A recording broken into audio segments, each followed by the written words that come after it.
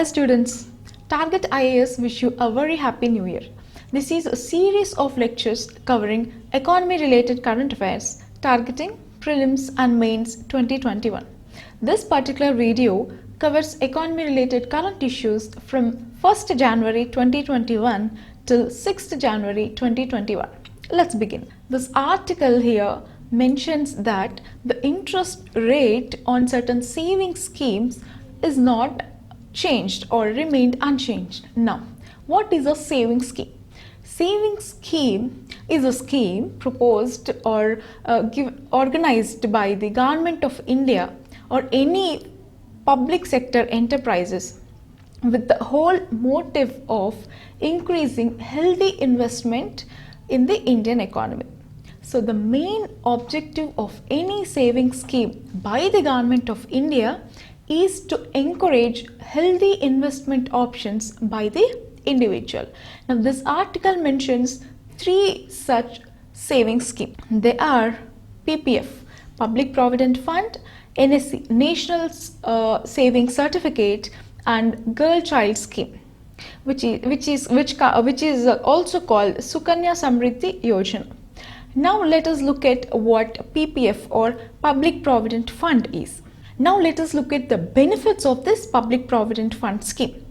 Now the returns of the scheme are guaranteed and the lock-in period is 15 years. Now deposit frequency is up to 12 deposits in a year. That means you can deposit once in every month. Now whatever the funds that you are gonna get under this Provident Fund, or whatever the investment money whatever the money you invest under this PPF can be deducted under ATC category. Now a minimum of 500 rupees and a maximum of 1.5 lakh rupees per annum can be invested under this PPF. And also you can take loans by keeping the bonds of Public Provident Fund as collaterals. Now, up to 5 years of investing under this PPF, you may not be able to withdraw the amount, but after 5 years, partial withdrawal is allowed under this scheme. Of course, the eligibility or the eligibility criteria for investing under this PPF is you have to be resident Indian. So it is not applicable to any overseas citizens of India or any NRIs. Now, let us look at National Saving Certificate features. Here, like the Public Provident Fund scheme, the National Saving Certificate is also an investment option which has certain tax benefits. That means the investment amount can be shown as tax deductions under ATC and the tenure is 5 years. The lump sum amount can be invested under this NSC, which means there is no maximum limit under which you can invest under this scheme. The tenure is 5 years and the minimum amount is 1000 rupees. Now, the risks are very low or almost negligible because the scheme is backed by the Government of India. Now, there is a special feature under NSC, that is transferability. You can transfer the account from one individual to another individual, but you can do that only once. The most important feature of this National Saving Certificate scheme is premature withdrawal is not allowed. So if you want to withdraw any amount that you invested under this NSC, you may not be able to withdraw that amount. However, there are certain conditions, like in case of death or any emergency, you can get an order by court for a premature withdrawal. Like a Public Provident Fund scheme or bonds, the bonds under NSC or National Saving Certificate can be used as collateral while applying for a loan. Now, the main difference between PPF and NSC is the amount in which you can invest. Under Public Provident Fund or under PPF, only 1.5 lakh rupees can be invested under PPF, which means a maximum of 1.5 lakh per annum can be invested under PPF. But under NSC, there is no such limit. You can invest how much ever you like under National Savings Certificate. Now, the other scheme which is mentioned in this article is Sukanya Samriddhi Yojana. Now, this scheme is especially made for girl children under 10 years of age. Now, under the scheme, any parent or a legal guardian can open an account under a girl child. Now, the amount can be deposited every month up to 21 years of age. Now, till the girl child attains an age of 21 years, you are not allowed to withdraw any money from this account. Now, there is a certain condition. When the girl is more than 18 years, and if it comes to a situation that the girl is going to get married, then the amount can be withdrawn under this account. After 21 years, you can get amount with full maturity. This is the details of Sukanya Samriddhi Yojana. Now, this article also gives the information that the interest rate under PPF is maintained at 7.1% this quarter, and the interest rate under NSC is maintained at 6.8%, and the interest rate under Sukanya Samriddhi Yojana is maintained at 7.6%. Now, the thing to be noted is the interest rates are changed every quarter. Now, this article may not be important from a sole mains perspective, but you need to look at these kind of articles to know the trend in interest rates.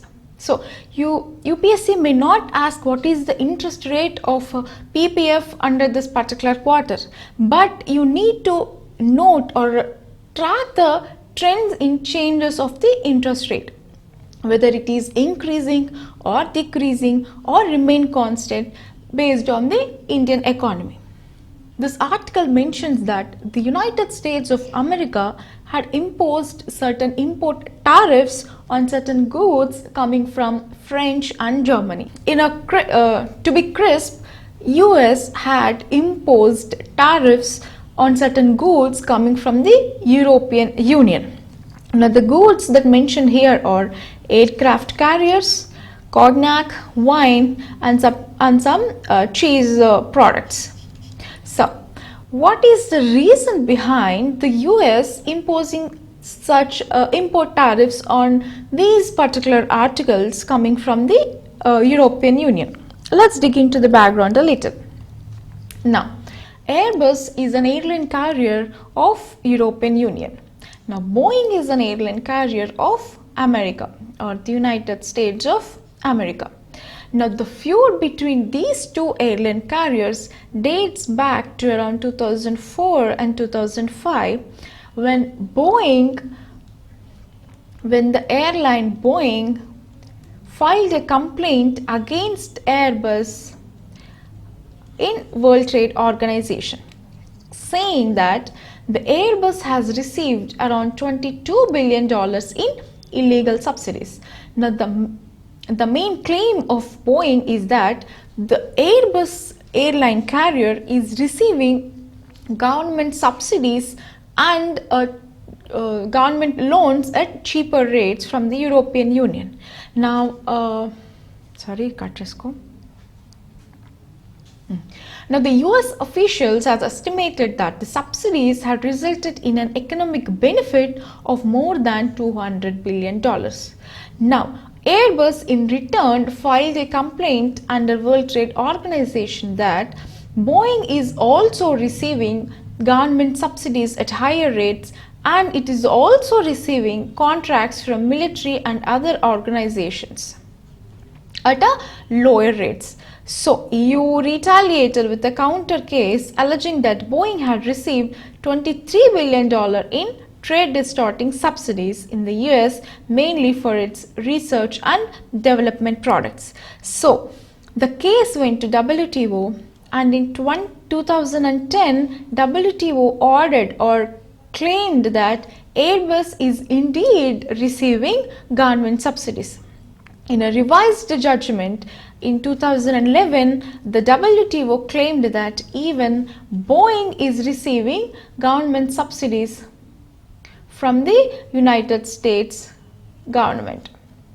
So this feud went on till the recent Donald Trump administration, in which he decided to impose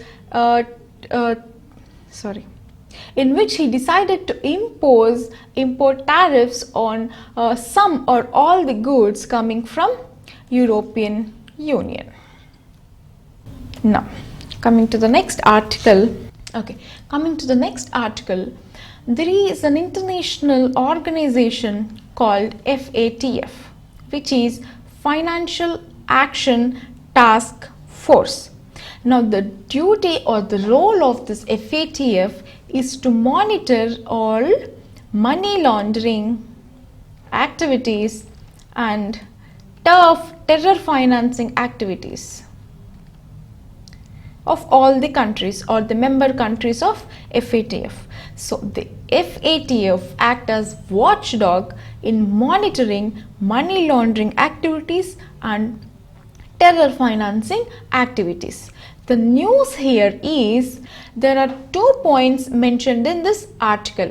The first point is FATF has deferred its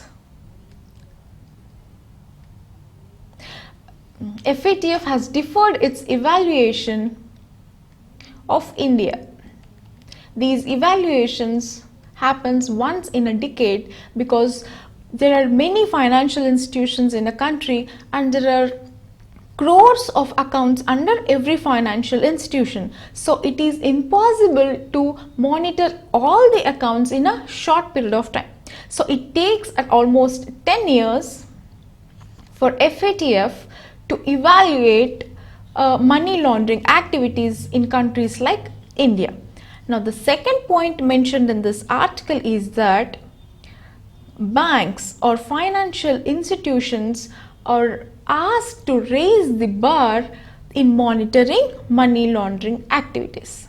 Now, these are all the 2 points mentioned in this article, that the evaluation by the FATF is deferred to the early 2021, and banks should raise the bar in monitoring these money laundering or terror financing activities. Now let us look at the small background of FATF. Now we know that FATF monitors these activities, and based on that it gives a blacklist and a grey list. Now what is blacklist? If a country A is found to be carrying out these activities, where if it is found that it is funding directly or indirectly terror financing, then these countries are put under blacklist. Now presently only 2 countries are present under blacklist. They are North Korea and Iran. North Korea and Iran. Now what is grey list? If FATF feels that certain country is a safe haven for terror financing activities or money laundering activities, then that country is put under grey list. For example, our neighboring country of Pakistan is now under grey list. Now what are the consequences if a country is kept under grey list? Now there are certain economic sanctions from financial institutions like IMF, World Bank and ADB, and problem in getting loans from the same financial institutions. Also, reduction in international trade and international boycott. So basically, you will be cut off from the rest of the world if that particular country is kept under blacklist or under grey list. So each country tries hard to not be under this blacklist, which are also called non-cooperative countries or territories. So although the 2 points mentioned this article is trivial, I felt that you need to know the background of FATF and its functioning. Now, coming to the next article. Now, this article mentions that the Reserve Bank of India has issued or has constructed a digital payments index.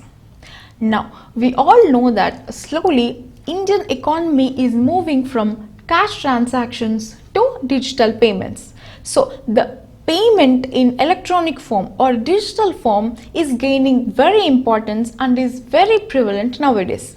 So in order to monitor or map all these digital payments, RBI has constructed this digital payment index. Now, this digital payment index was constructed with March 2018 as base period.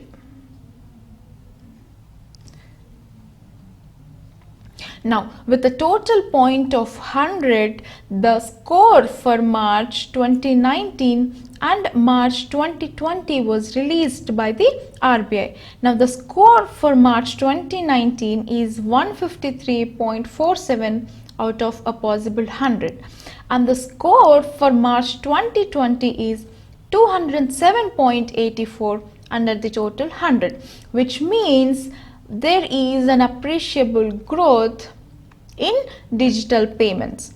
Now, the RBI DPI, that is the Digital Payments Index, comprises of 5 parameters which has sub-parameters under it.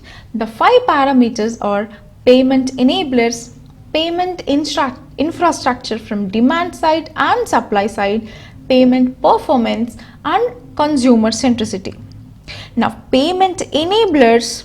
Now, the sub-parameters under this payment enablers is the use of internet, mobile, Aadhaar card, bank accounts, participants and merchants. It has a total weightage of 25% in this index.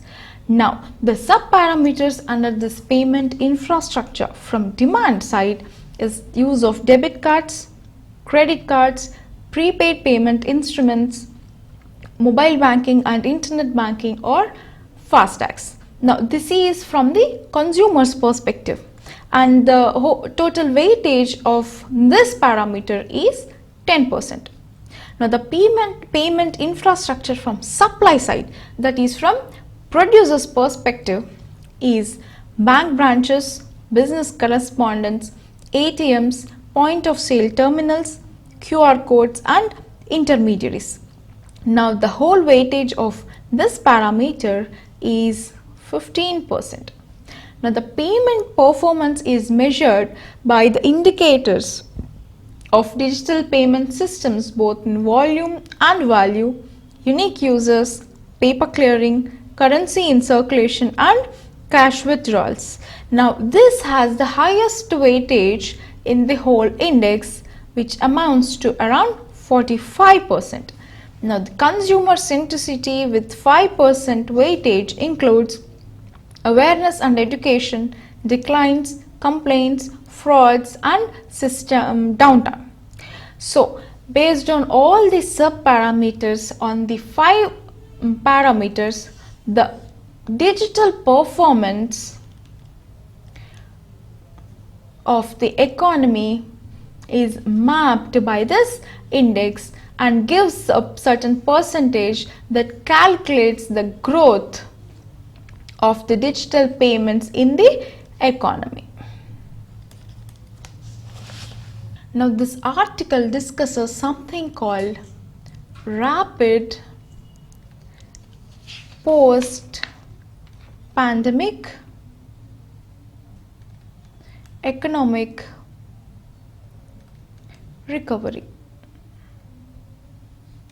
Now, what is this rapid post-pandemic economic recovery? Now, due to the pandemic, there was lockdown and there was degradation or decrease in the economic activities of the country.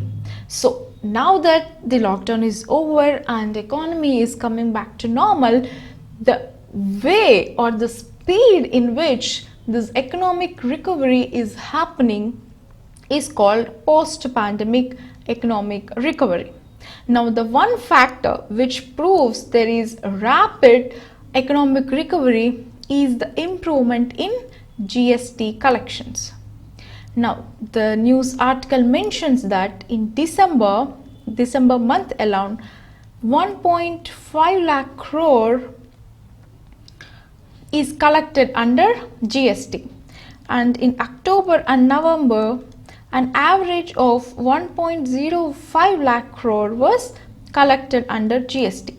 This 1.15 lakh crore is the highest collection of GDP in the past 21 months, and it had a 12% year-on-year increase in GST collections. The article also mentions that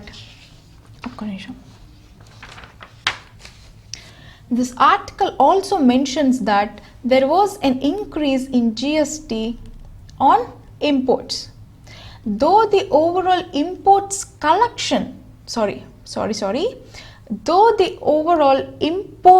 has decreased, the GST collections of these imports was increased, which contributed to the GST collection. The other major factor is improvement in improvement in sales of cars. Because of this sale was increased, there was an increased GST collection, and also because cars come under luxury good or luxury category of GST, the GST compensation also increased. Now, because of the increase in economic activity, we saw increase in imports and increase in sale of cars. Now, even though on a whole imports were reduced, the GST collection through these imports was increased, and because of the increase in sales of cars, we could see an increase in GST collection and compensation cess. So, all these factors led to increase in GST collections of 1.15 lakh crore rupees that was recorded in the December month. Now, this article also mentions that although there was increase in GST collections, there was a decrease or contraction in core sectors, and we could see a rise in unemployment. So, the center needs to keep all these factors in mind, the increase in GST collections combined with the decrease in core sectors output and the increased unemployment, to devise a strategy in order to improve the performance of these factors. Now, coming on to the next topic, I can say that this article acts as a kind of continuation to the previous article. Now, even though the GST collections were grown, we could see that there is an increase in unemployment. This is evident from the fact that national unemployment rate increased from 6.5% in November to 9.06% in the month of December. So, what can we do about it? Now, how can center address these problems? Let's see, there is rural unemployment and there is urban unemployment. The rural unemployment is evident from the fact that there was 243% increase in MG Narega jobs. and by the time of November, around 90% of 86,400 crore allocated under this MG-Narega was utilized. Even then, there were around 75 million households without any employment. Now, there were increase in person days under Narega. There was increased allocation of funds under MG-Narega. Even then, there were almost 75 million households who did not find employment under the scheme, which indicates that the rural unemployment is also prevalent. Now, government has to look at this program and find ways or measures to strengthen this program. Now, what about the condition in urban scenario or cities? Now that because of the lockdown, many people shifted to rural areas and there was increase in demand for work under MG-Narega. Now that lockdown is over, many of these rural people from rural areas migrated back to urban areas. Unfortunately, there is no such program like MG-Narega in urban setting. So many people, because of loss in business or economic activity, lost their jobs. Because they lost their jobs, these people in urban setting has resorted to what is called gig economy.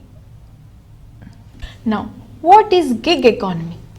It is a temporary provision of employment.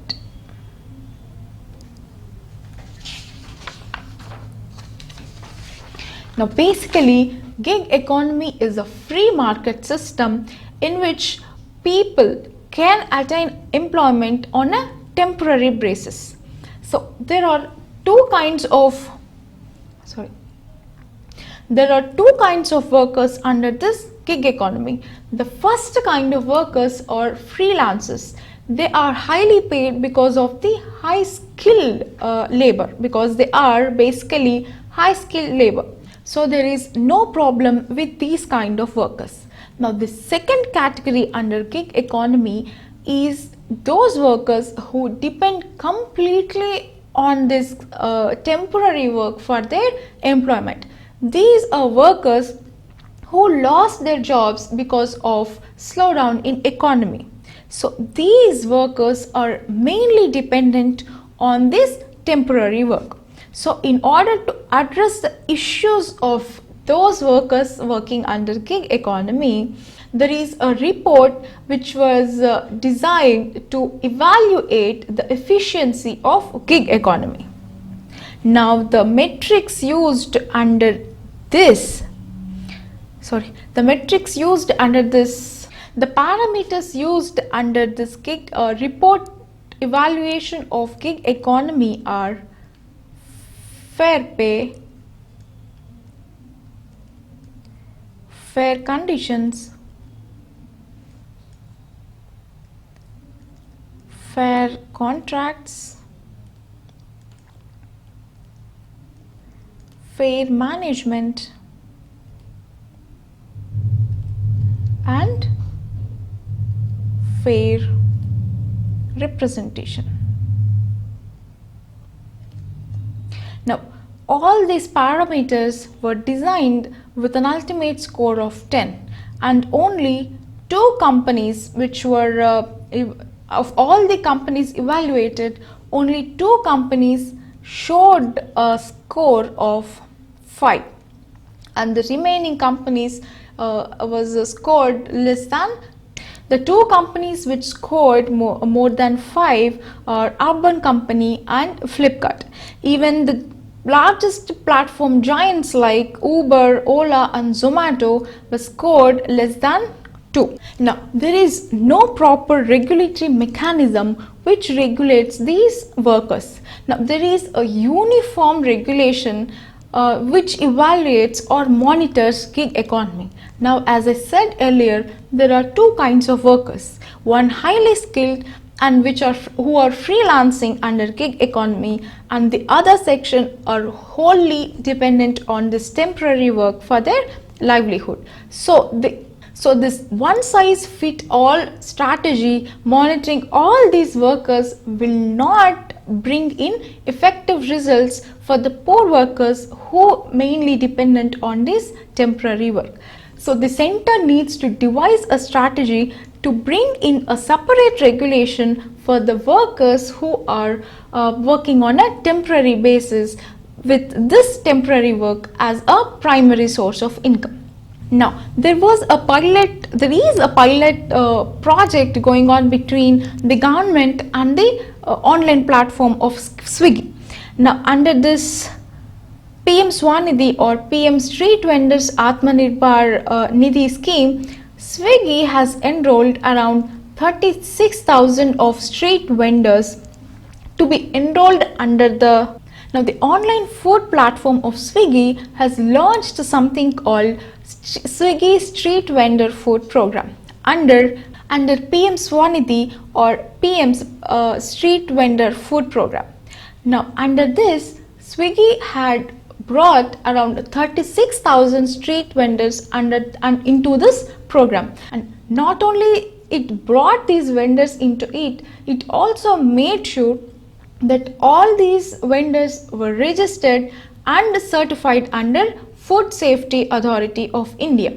Now, more of these programs can be launched by private entities in support or in cooperation with the Government of India to provide employment or to regulate the trade activities under this scheme. Now, the simultaneous creation of jobs alongside voluntary adoption of quality standards acts as a mutual beneficial program between these private entities and the Government of India.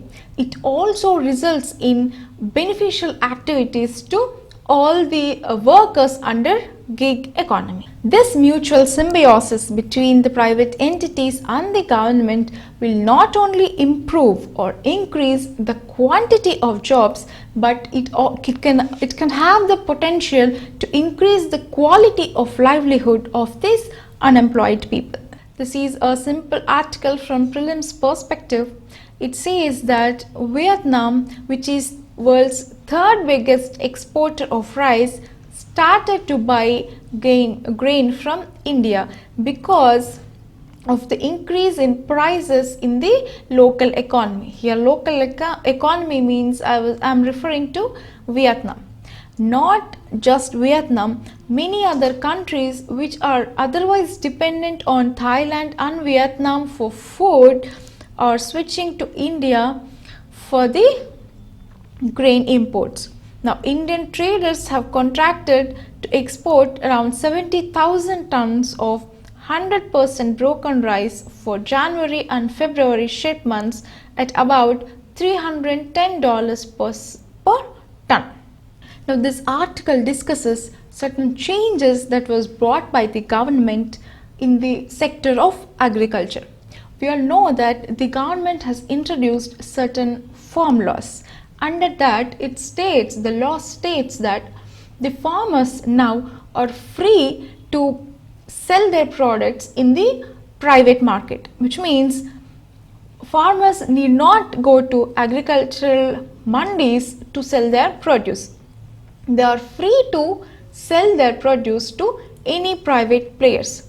Also, under this formula, it is mentioned that the farmers or the farmers can enter into an agreement with the private players under what is called contract farming. Now, the contract farming is an agreement between farmers and private players. Now, what do farmers really want? There are three things that farmers want according to this article. The first thing they want is they should get their returns, which includes cost of production plus some profits. Now, by selling their produce to private players or any individual outside mandis, they are expecting returns which include cost of production plus some profits. And the second thing is there should be less or no fluctuations in prices. For example, in state A, the 1 kg potato was selling at 50 rupees, and in, let's say, in state B, another private player was buying this potato at 20 rupees kg. There is a fluctuation in price of that produce. So these farmers do not want any price fluctuations. And the third is little or no legal interface.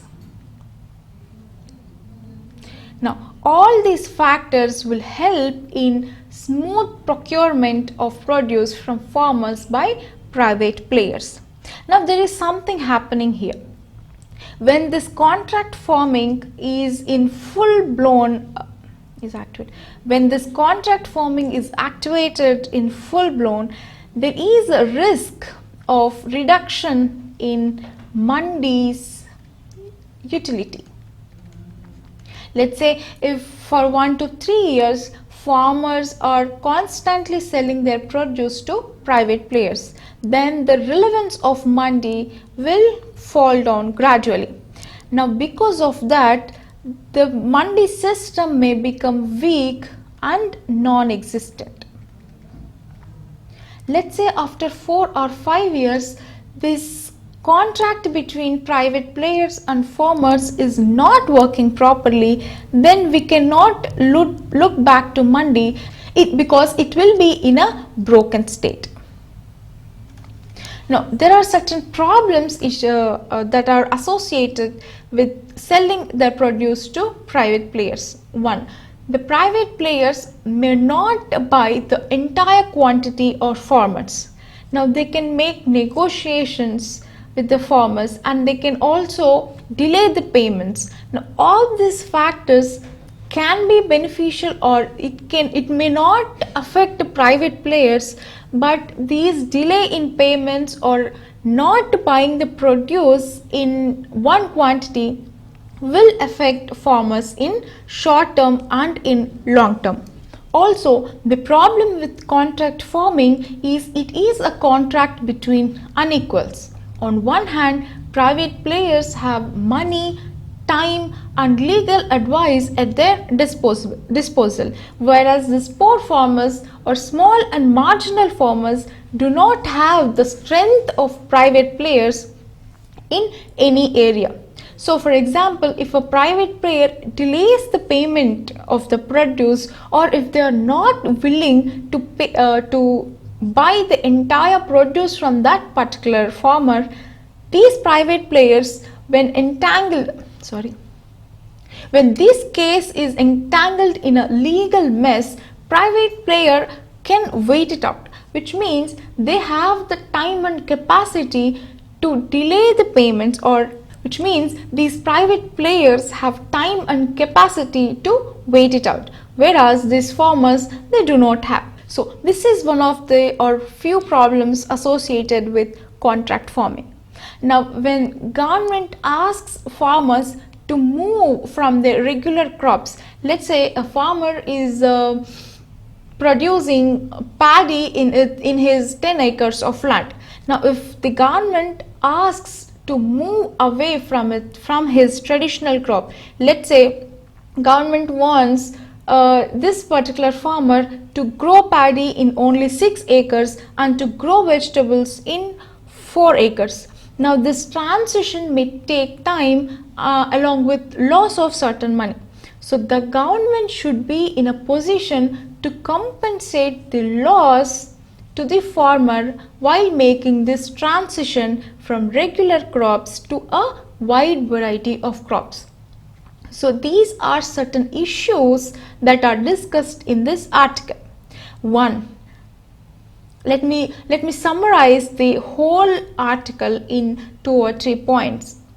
Because of the new laws that were implemented by the government, they were acting as a shock to the whole sector, because the smooth transition from the mandi to contract farming is not taking place. And the other issue is there is certain unequal trade of balance between small farmers and big private players, which is to the disadvantage of the farmers. So all these issues are to be addressed by the government before making any radical changes in the agriculture sector. So to summarize, these shocks that are given to the agriculture should be reduced to a minimum to ensure a smooth transition from the traditional way of agriculture to the recently introduced farm laws. With this topic, I'm winding up today's video. I hope you all enjoyed it. Please go back to the video and make note of important points. This is Dr. Spurti signing off. Thank you. Happy studying.